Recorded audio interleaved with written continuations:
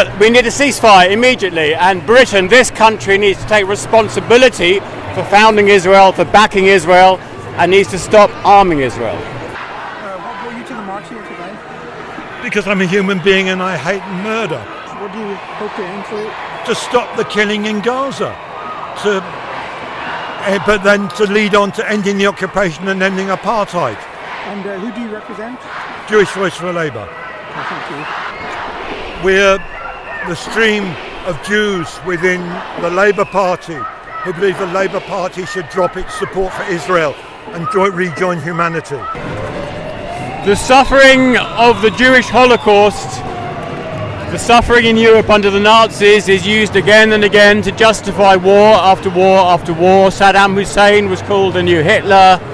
Putin invaded Ukraine, justifying it on the grounds that the Ukrainians were Nazis, and now we have Israel committing genocide against the Palestinians and justifying it on the grounds of what happened in World War II to those people, Jews and many others who suffered in the Holocaust and the other massacres in Nazi Europe.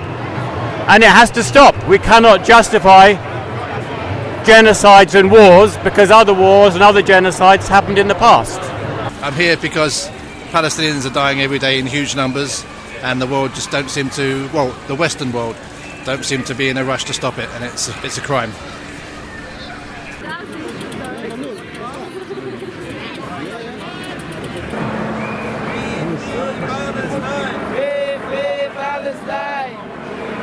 And you're talking about the BBC here. Yeah. So what have the BBC done wrong?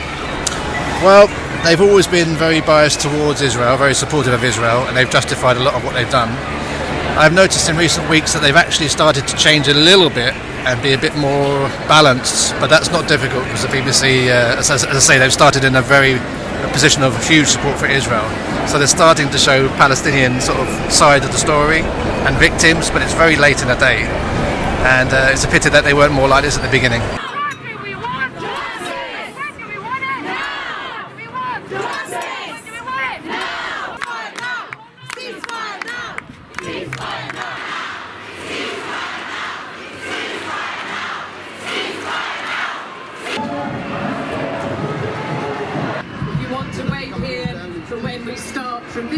Okay, my name is John MacDonald. I'm a Labour MP for Hayes and Harlington. This march is trying to call for a ceasefire to end the bombing and the slaughter that's taking place in Gaza at the moment.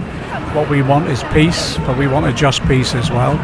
I think most people are extremely upset and distressed at what they're seeing in terms of the bombing raids and how many children are being killed. The figures now are about 7,000 people died in Gaza, 2,000 of those children. Of course, we condemn the Hamas attacks, but this has now gone to a scale now in terms of the loss of life and the human suffering that, to be frank, many of us believe they're war crimes now. In every faith, in part of law, international humanitarian law, morally we're committed to the protection of civilians, particularly children. What's happening now is a loss of life of civilians and children is, I believe, a war crime, and that's why we're calling for a ceasefire immediately. How can we, as citizens, the public, member public, we can influence our MPs? Can you tell us? We can do this. We can march and demonstrate, attend meetings, write to the MPs, ask for a meeting with the MPs, put all the arguments about a ceasefire. A ceasefire will eventually happen. In all wars, that's what happens. But between now and then, we want to ensure there's a minimum and no further loss of life.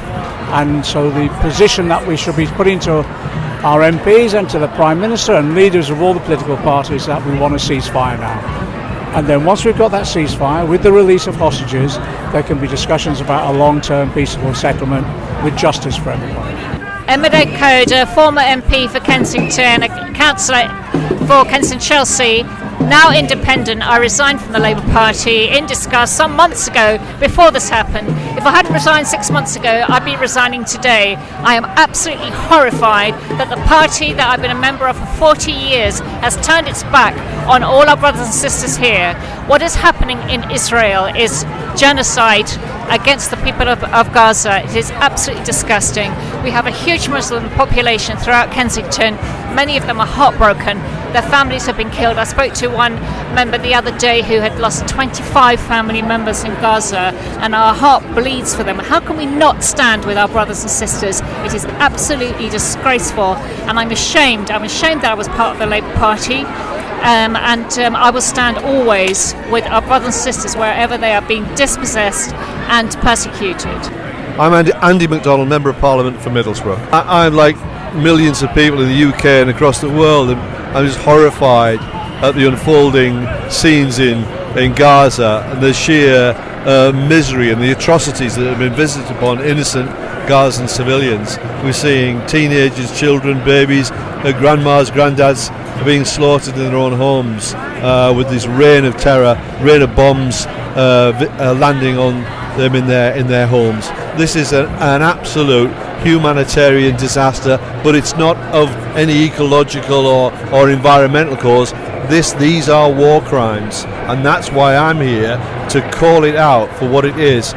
We're not asking for the earth, we're asking for international law to be observed and to stop the killing. Really shouldn't be too much to ask for anybody, but this is an absolute catastrophe in Gaza, and it's got to stop, and the world's got to call it out. My name is Claudia Webb, and I am the Member of Parliament for Leicester East, and I'm here to stand in solidarity with the people of Gaza.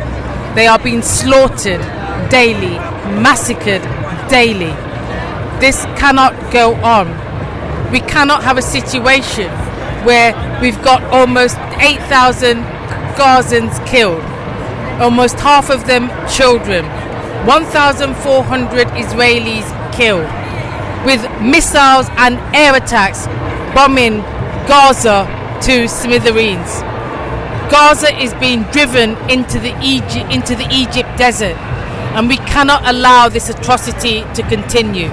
It's been 75 years since the Nakba. People, the Palestinians, have been living under discrimination and wrongful treatment for all this time, deprived of their land, deprived of their dignity, and now they are dying in darkness, with all communications being cut against the great power of the state of Israel, the most militarized country in the world. We cannot allow this to continue. It's shameful that neither the Prime Minister or the Leader of the Opposition has spoken up and called for a ceasefire to save lives. It's shameful that they haven't. But the fact that we are here, in our thousands, in our millions, we are all Palestinians. That human rights is not qualified by what colour you are, by what religion you are, by what gender you are. The life of a Palestinian is the same as the life of an Israeli. Let's say it loud and clear. The life of a Palestinian is the same as the life of an Israeli. You, Rishi Sunak, you, James Cleverly, you rightly condemn the killing of innocent Israeli civilians, of holding them hostage. You are right, but you are wrong, and history will remember you for your silence and complicity in the lives of Palestinians. You stand silent and you do not call Israel to account for the war crimes that they are committing. What are they doing right now? They are collectively punishing an entire population of people who have been under a blockade for 17 years. A people who have been under a violent occupation for over half a century. Your silence is complicity. We have been clear that war crimes are wrong, no matter who they are committed by. But it is your responsibility to stand up and be clear about that, because there is silence in relation to Israel's war crimes. And what is at stake is not only the lives of Palestinians. What's at stake is the lives of all of us, because this is the international rules-based order that you are undermining. You cannot claim and call out Russia and be silent about Israel. This is the international rules-based order that you talk about, that you want. Well, you should be consistent. And finally, let's be very, very clear that nothing justifies violence. Nothing justifies the violence that Hamas inflicted on Israeli civilians. Nothing does. But let's be very clear that this is happening against the background of apartheid. We have been clear as Human Rights Watch, and we found it in 2021, that Israel is committing the crimes against humanity of apartheid and persecution against the Palestinian people. Let's not forget. And we all stand here. There are Jewish, Muslim, Christians, atheists. We stand here together and we say never again for anyone. Please stand with me and say never again. Never again. Thank you.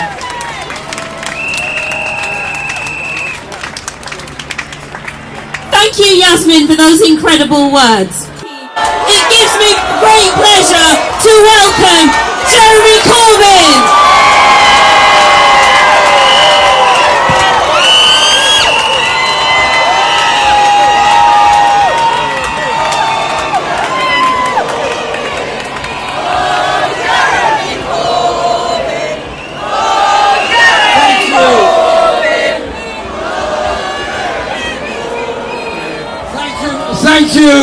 Thank you, my friends, and thank you, every single one of you, for being here today. We've got a good problem. There's so many people that we've had to have two stages, one in Parliament Square and one here on the street just alongside Trafalgar Square. That's the kind of problem that we want caused all over the world, where so many, hundreds of thousands, go out on the streets, go out and demonstrate their support for the people of Palestine. I've got a message I want to give you that's just been sent to me by a very dear friend of ours, all of us, Dr. Mustafa Barghouti, who is in Palestine at the moment. Mustafa has been many, many times at rallies in London and all around the world. He sent a message and I'll paraphrase it. Dear friends and comrades, we thank you for your solidarity and for supporting the truth and justice. We need you to stand up to your government and the USA government and tell them enough is enough. How many more thousands of Palestinian children should die before you support an immediate ceasefire? Every minute that passes without a ceasefire means the death of a child or a woman or a man, destruction of a house, and the life of a Palestinian child dying in an incubator in an hospital.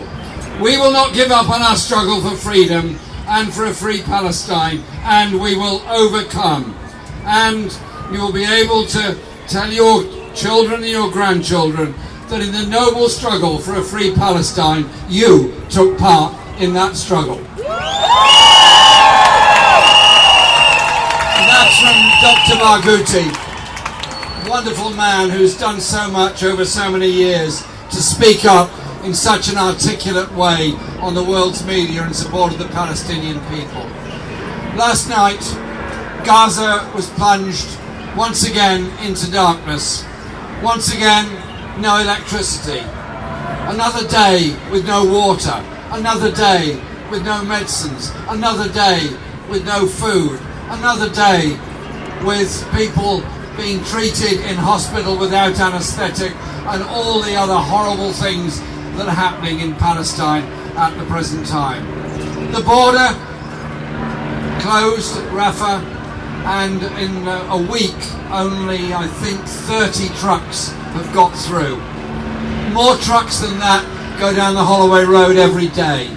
More trucks than that deliver on every high street in this country every day. And those trucks that entered into Gaza are to try and support the livelihood and the needs of 2 million people.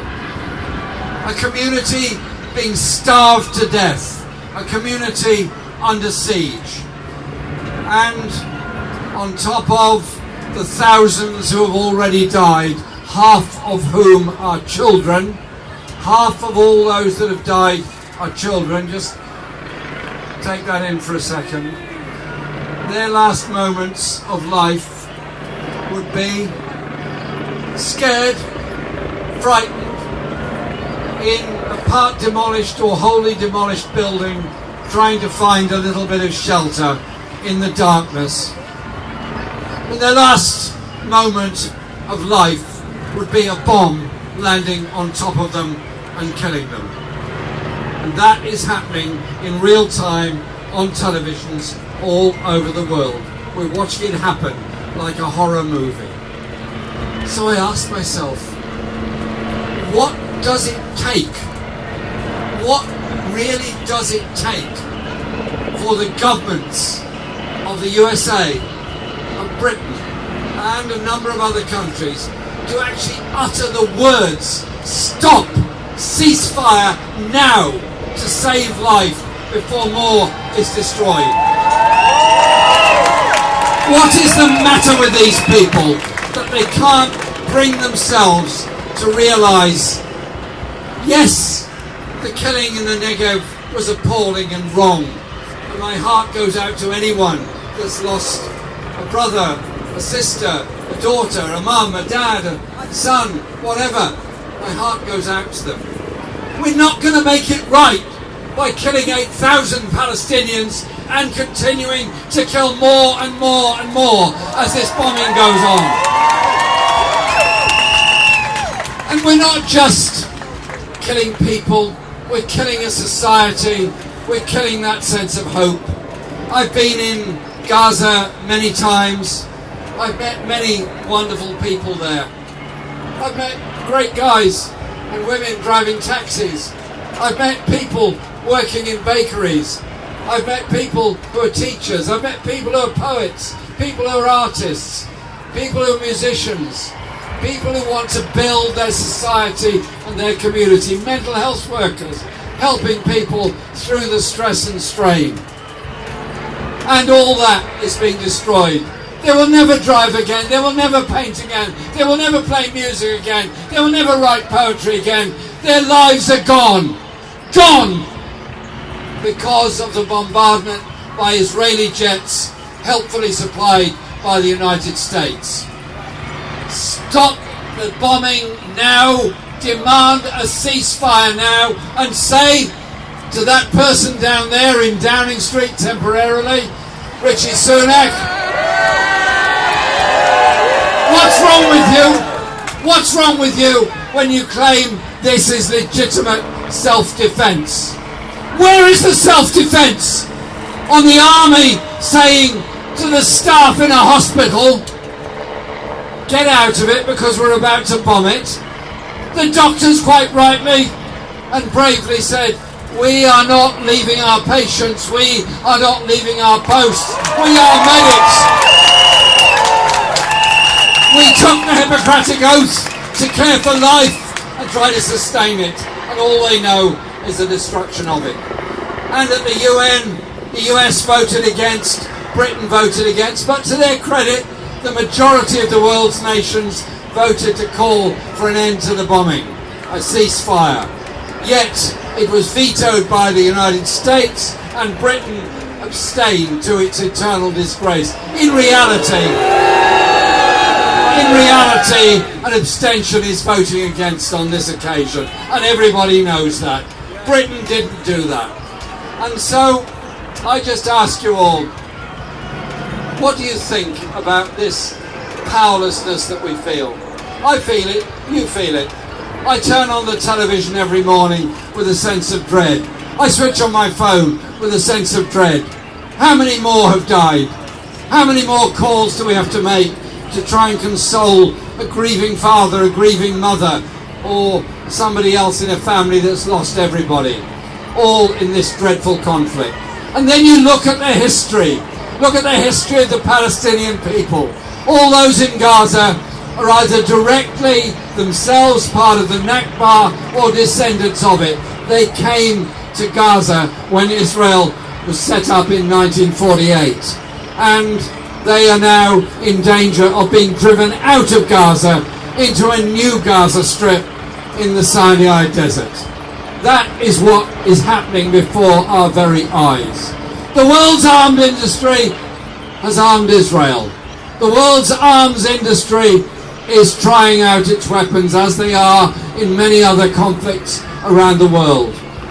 Yet all we have, and that's all we've got, is our presence, our voice and our determination to hear the cry from the Palestinian trade unions, to hear the cry from the Palestinian people, to hear the cry from the Palestinian children and young people, to make sure this is not done in your name, to force your governments to do all they can to stop the carnage and stop the killing.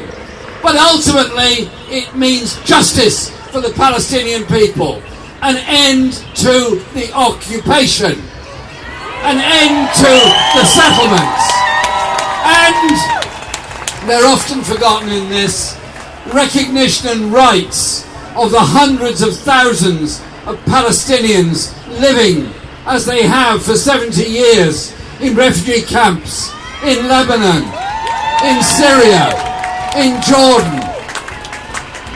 They deserve their life as well. And so I simply say this to our government: whatever abuse you throw at us, whatever nonsense you talk, we are people here who are humanists, we're people here who are humanitarian, we're people here who will have no truck with any form of racism whatsoever in our society. Because we know racism divides, a determination for justice unites people. That's why we're here. And I say to this government, and to the French government, and to the American government, and all the others, whatever you say, we'll be here, day in, day out, week in, week out, all over the world. The voice of people calling for peace, calling for justice for the Palestinian people will prevail. And when the Palestinian people gain their peace, gain their recognition, and gain their justice, you will have all played a small part in that. That's all we can do, each of us play small parts to bring about the great result that we are utterly determined to achieve. Justice for Palestine! Justice for the Palestinian people! Thank you very much.